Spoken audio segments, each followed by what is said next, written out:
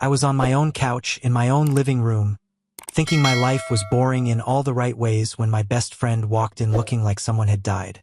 Turned out something had. Name's Daniel Harris. Mid-30s, average build, decent job, one mortgage, one wife, and up until that night, I thought that was the whole story. Predictable, stable, nothing dramatic except the occasional argument over laundry or late bills. It was a Thursday, fading into evening. TV was on low, some game rerun I wasn't really watching. The house had that normal background soundtrack. Dishwasher humming, a car passing outside, the faint smell of whatever candle Rachel had been obsessed with that week. I remember thinking how ordinary it all felt. Solid. Boring in a way I was proud of. Then the door opened without a knock. Chris Miller walked in. I've known him since college. A guy who usually has a joke ready before he even says hello. That night, no joke. He just stood in the doorway for a second, shoulders tight, eyes a little wild, like he'd just seen something he couldn't unsee. "Hey," I said, halfway turning from the TV. "You look like crap. Are you good?" He didn't answer. He paced once across the room, ran a hand through his hair, then dropped onto the edge of the couch like his legs gave out. The silence got heavy fast. "Chris," I tried again. "What's going on?" He looked at me, and I knew then, whatever it was about me. "I wasn't gonna say anything," he started, voice rough. "I told myself it was none of my business. But I couldn't sleep last night. And I can't just not tell you." My stomach tightened, but my brain was still slow, still dumb, still believing in the safe little bubble I lived in. "Tell me what?" He swallowed. "I saw Rachel last night." "Okay," I said. "So?" "At a bar on Jefferson." I almost laughed. Maybe she grabbed a drink with coworkers. "You know how, Danny." His voice cut through mine. "She wasn't with coworkers." He held my eyes, and there was no way around it anymore. "She was with some guy. They were pressed together, kissing. Not some friendly peck, man. The kind of kissing you don't make mistakes." It hit like a physical shot. My chest went tight, like someone had cinched a belt around my ribs.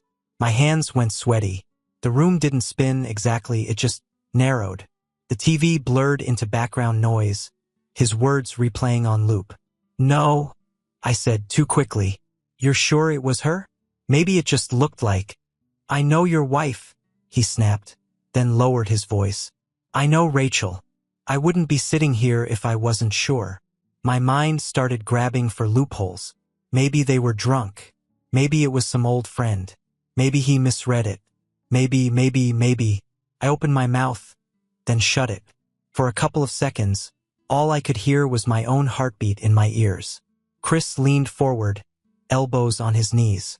"I don't want to be right about this, but I am. I'm sorry." I didn't yell. I didn't cry. I just sat back against the couch, staring past the TV, feeling something crack quietly inside my chest. The perfect life didn't explode that night. It didn't need to. It just split, clean down the middle, and I knew, even if I tried to tape it back together, it would never be the same again. I didn't say much after that. There wasn't anything to say. I just sat there in my own living room, next to my best friend, realizing that without me noticing, a fault line had formed under my marriage, and now it had finally opened. Dinner that night looked the same as every other Thursday. Rachel sat across from me in her usual spot, hair pulled back, fork tapping the edge of her plate as she talked about some coworker who'd screwed up a report. She complained about traffic. She mentioned a new skincare thing she'd ordered that was supposed to fix everything, like the last 10 hadn't. I nodded in the right places. I chewed. I swallowed. On the outside, I was the same husband I'd been for years. On the inside, I was replaying Chris's voice on a loop. I saw Rachel last night, kissing. The kind you don't mistake. Every time she smiled, my stomach tightened. Every time she laughed, it sounded a little too loud, a half-step forced, like she was auditioning for the role of normal wife and waiting to see if I'd noticed the cracks in her performance. I started seeing things I'd never bothered to see before. The way she kept her phone screen tilted away from me when it buzzed beside her plate. The slight pause before she answered a simple question. The way her eyes slid off mine a fraction of a second too early when I said, "Love you," out of habit. None of it, on its own, was proof of anything. Before that day, I would have shrugged it off. Everyone gets distant sometimes. People have moods. Life gets busy. But once someone drops the word cheating into your living room, normal details stop being normal. They turn into evidence. Or at least suspects. After dinner, she went to the couch and scrolled through her phone, laughing at something on social media. I sat in my chair and watched the TV, not seeing a second of it. In my head, I kept walking back and forth between two doors. Confront her now, or keep my mouth shut until I knew for sure. If I accused her and was wrong, I'd stain everything for nothing. If I waited and she was guilty, I'd have to live with the fact that I'd shared a bed with a liar while pretending I didn't know. That night, lying next to her, I stared at the ceiling long after her breathing settled into that slow, sleeping rhythm. I realized I wasn't the man I'd been that morning. Something in me had shifted. I wasn't going to beg, guess, or scream in the dark hoping she told the truth. I was going to find it. By the time the first gray light of morning seeped through the blinds, the decision was made. I track her car. Quietly. No accusations, no drama, no raised voice. If my wife was living a second life, I was done being the only one in the dark. The idea of a GPS tracker didn't feel crazy anymore. It felt like the only way left to respect myself. I woke up feeling like I'd been running all night. Not from anything I could see. Just that kind of tight breath, heavy-chested exhaustion you get when your brain never actually shuts up. Rachel left early for work, kissed my cheek, said, "Don't forget we need groceries," and walked out the door like nothing under our roof was broken. I watched her taillights disappear down the street, then went back inside and stared at my untouched coffee until it went cold. Around 10, I grabbed my keys and drove. I didn't go to some big chain store. I picked a small automotive electronics shop across town, the kind of place that sells backup cameras, dash cams, and stuff nobody asks too many questions about. I parked around the corner like I was doing something illegal, which, in a way, I was, just not in the way the law cares about. On the walk up, I rehearsed the lie. It's for my company car. It's for deliveries. It's for my brother. Anything but the truth. It's for my wife, who I don't trust anymore. Inside, it smelled like plastic, cardboard, and stale coffee. A guy in his 40s with a name tag that said Ray looked up from behind the counter. "What can I help you with?" "I need a vehicle tracker," I said. My voice sounded steady, like this was normal. Small. Real-time. Something I can install myself.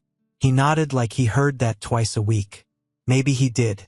He pulled out a small black device in a plain brown box and rattled off features I barely absorbed. App access, battery backup, location history. I just watched the box. "How are you paying?" he asked. "Cash." I handed it over, refused the receipt, shoved the box into my jacket, and walked out. Felt heavier than it should have. Like it came preloaded with every answer I'd been afraid to get. That night, after dinner, she went to shower. I waited until I heard the water running, then grabbed the spare key and slipped into the garage. My heart was beating in my throat. I opened her car door, popped a couple of panels on the center console with the cheap plastic tool I'd brought, and found a nest of wires tucked out of sight. Hands shaking just enough to annoy me, I slid the tracker into the gap, secured it, and closed everything back up. From the outside, the car looked untouched. The shower turned off. I froze, listening. A few seconds later, I heard the creak of the kitchen door. I wiped my hands on my jeans, walked inside like I'd just come from the trash can. "Have you seen my hairbrush?" she called from down the hall. "Bathroom counter," I answered, voice calm. At that moment, I realized something simple and ugly. I wasn't just her husband anymore. I was a stranger in my own house. Someone who watched instead of trusted, who spied instead of asked. And I knew there was no going back from that. The app on my phone became a second set of eyes. On the first day, I checked it every hour. Little dot at her office during work, little dot heading home after. She pulled into the driveway at the usual time, came in complaining about her boss, kissed my cheek, and asked what I wanted for dinner. Routine. Boring. Safe. Second day, same thing. Work. Home. Gym for 40 minutes, back again. I watched the dot move on the map like I was tracking a delivery, not my own wife. Every normal stop chipped away at the certainty I'd built from Chris's words. Maybe he was drunk. Maybe he misread it. Maybe I was the problem now. The third day, the pattern held. I started to feel stupid, paranoid, like one of those guys on forums who see ghosts in every text message.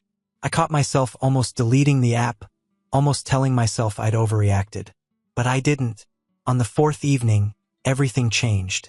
I was on the couch when she walked into the living room wearing a blue dress I hadn't seen in months. Hair done, makeup on, perfume strong enough to hit me from halfway across the room. "What's the occasion?" I asked. She smiled, casual. "Girls' night. Amanda and some of the others. We're just gonna hit a bar, blow off some steam. Don't wait until it gets late." I nodded like that made perfect sense, like I wasn't already hearing alarm bells in my head. "Have fun." She left. I gave it 3 full minutes, watching the clock, listening to the house settle around me. Then I grabbed my keys. In the car, I opened the app. The dot moved steady across the map, heading downtown.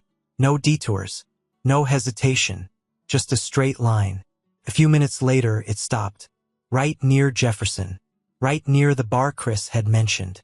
I parked 2 blocks away, pulled a cap low over my eyes, and killed the engine.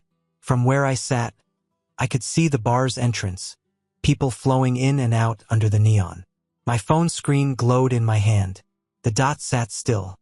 That feeling in my chest, dread and certainty mixing into something almost calm, told me what I already knew. Tonight, I was going to get my answer. From my spot on the street, I watched her walk into the bar alone. Blue dress, heels, hair catching the neon light as the door swung shut behind her. The sidewalk was alive with music, laughter, people yelling to each other over the noise. I sat in the dark, engine off, hands on the wheel, feeling like a ghost watching the living. The minutes dragged on. I checked the app. The dot didn't move, still locked on the bar. Every time the door opened, my eyes went up. Couples here, groups there, smokers stepping out and back in. Then, about half an hour later, I saw her. She came out with him, tall, leather jacket, that loose, easy walk like the world's always made room for him. Jake Collins. I didn't know his name yet, but I knew what he was. Familiar. Their bodies moved too close not to have history. They didn't head toward the main street. They drifted toward the side lot, where the light from the bar barely reached. I got out of my car and followed at a distance, keeping to the darker edges, the way you do when you're not sure what you're going to do yet. They stopped at a parked sedan near the back, one of those forgotten cars nobody looks twice at. She glanced around once, quick. Then he opened the door and they climbed in. I stood there, half hidden behind another vehicle, watching the outline of my wife in someone else's car. A minute passed, then another. The car started to move just a little. A rhythm. The windows fogged. 2 shapes shifted inside in a way you don't need imagination for. There was no angle where this could be innocent, no friendly conversation that made a car rock like that. The last bit of denial burned out. Something hot surged up through my chest. I didn't think so. My body just moved. I walked straight up to the rear of the car and slammed my fist against the back window, hard enough to make my knuckles sting. The movement inside stopped like I'd hit pause. For a second, nothing. Then the rear window slid down halfway, and there she was. Rachel. Hair messed up, breathing hard, dress not where it should have been. Her eyes found my face and went wide in a way I'll remember until I'm dead. I felt calm. No screaming, no crying. Just this cold, bitter clarity settling over everything. I started clapping. Slow, deliberate. Each clap echoing in that dead little corner of the lot. "Bravo," I said. My voice sounded like it belonged to someone else. Really, hell of a performance. The guy, Jake, bolted out the other door, pants half done, not even looking at me. He disappeared into the dark like the coward he was. She scrambled to pull her dress down, mumbling something, reaching out like she could explain this away. I didn't listen. I'd already seen everything I needed to see. I turned my back on the car, on her, on whatever story she was about to spin, and walked away. The marriage didn't end when the papers were signed. It ended right there, in that parking lot graveyard, to the sound of my own slow applause. I didn't go home that night. After the parking lot, I just drove. No destination, no music, just the sound of the engine and my own breathing. At some point past midnight, I pulled into a cheap roadside hotel, paid cash for a room that smelled like old carpet and cleaning spray, and sat on the edge of the bed staring at the wall. There was no dramatic breakdown, no punching the mirror, just a quiet, steady realization. This is done. Somewhere between 3 and 4 in the morning, I started making a plan. Lawyer, time off work, logistics. I thought in terms of boxes and signatures, not feelings. I decided I wasn't going to stick around to hear her version, or let her cry on the same shoulder she'd just betrayed. I'd remove myself from the blast zone and let the pieces fall where they wanted. Around sunrise, I drove back to the house. She wasn't there, her car gone, probably out looking for me or pretending nothing had happened yet. I walked through the front door like a guest, not a husband. The place felt different. Same furniture, same photos on the wall, but the warmth was gone. Just walls and objects now. I packed fast. Clothes, important documents, a few personal things that mattered to me more than they ever had before. Half the closet went into bags. My side of the dresser emptied. Toothbrush gone from the bathroom sink. I left my wedding ring on the nightstand. By the time she came home later that morning, I was already gone again. She called, over and over, then texts. Where are you? Can we talk? Please answer. I'm sorry. Please. I blocked her. Not to be petty. Not to punish. I did it because I needed oxygen, and every call was her trying to drag me back into a burning house. While she sat on our couch, staring at the space I used to fill, I sat in a lawyer's office, signing the first papers to end our marriage. The house we'd shared was now just a building with some of my fingerprints left behind. Nothing there belonged to me anymore except the silence. I didn't understand how it all started until much later. Back then, all I had was the image of a car in the shadows and my wife inside it. But if you want the full story, you have to rewind to months before that night, when the fuse was being quietly lit at a table I wasn't sitting at. Rachel had been drifting for a while. I can see it now. Conversations shrinking down to logistics, bills, schedules, errands. A lot of we should talk that never turned into actual talking. I thought we were just in a long, dull stretch of marriage. Happens to everyone, right? While I was telling myself that, she was telling someone else something different. Amanda Brooks, her best friend, the one who knew every fight we'd had, every insecurity Rachel carried. They'd meet for long lunches and share a bottle of wine when they should have been back at work. That's where the story twisted. One lunch, after enough wine to loosen truth and blur judgment, Amanda dropped his name. Jake Collins, the ex, the what-if from Rachel's past. According to what I learned later, Amanda said something like, he asked about you, says he never really got over you. I want to know if you're happy. You don't say that to someone who's already feeling invisible in her own house if you care about the marriage she's in. From there, it was predictable. Just text him. No harm. Then, just coffee. Then, you deserve to feel alive again. Every step sounded small, forgivable, temporary. Except none of it was. Rachel made her own choices, no excuses for that. But Amanda's words didn't just nudge. They shoved.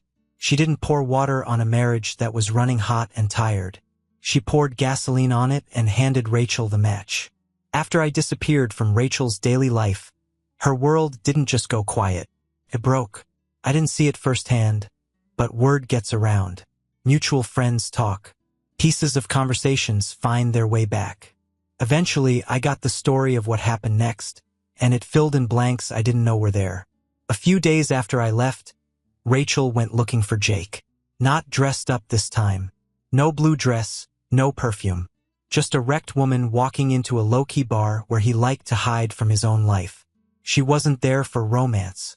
She wanted answers.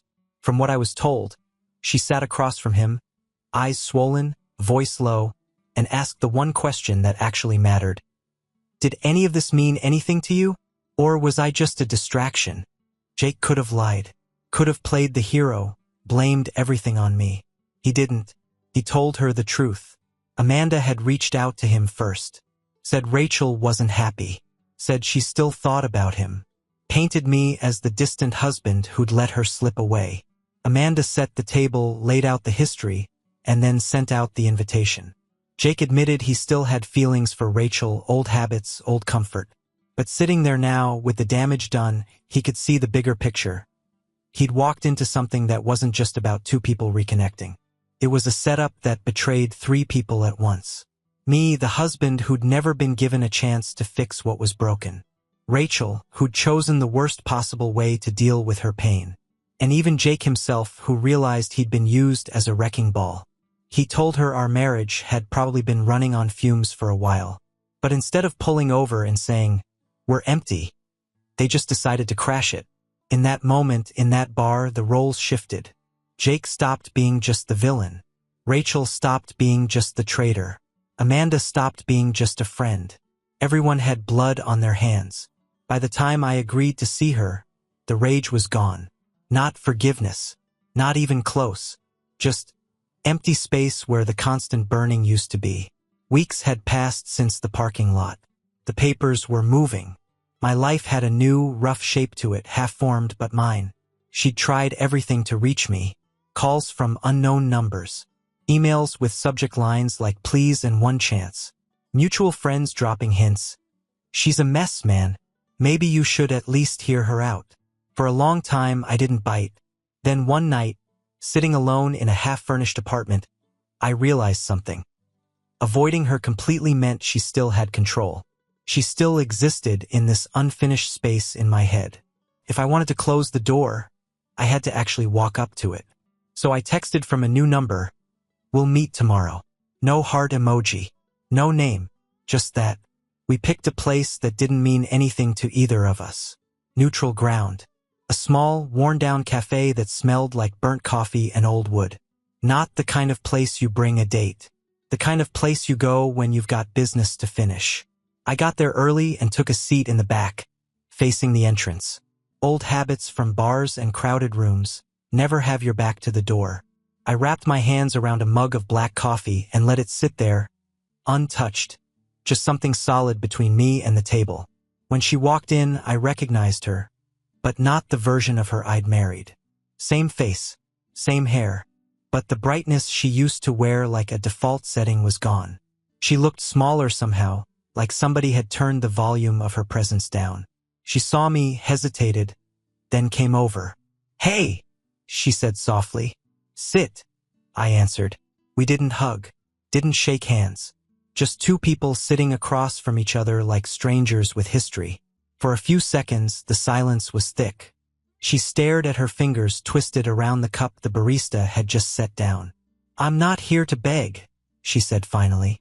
"I'm not going to ask you to come back. I know that's gone." "Good start," I said.